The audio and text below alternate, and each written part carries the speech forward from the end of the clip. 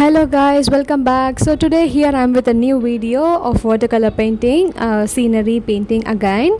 So I'm just going to make a simple evening scenery and the moon and a silhouette of a tree.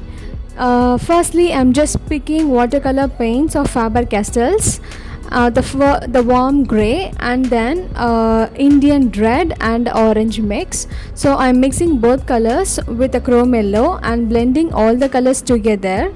So the brush is just provided with the Faber-Castell watercolor paint set itself. I'm using this brush, and for the meadows I'm just going to use sap green and the viridian green. So sap green on the top and blending in the bottom with the viridian green. So I'm just layering both the meadows, just like one behind and one in the front, and little back is going to be with a small mountain ranges with a violet color. And I'm just going to proceed a little bit just above the meadow.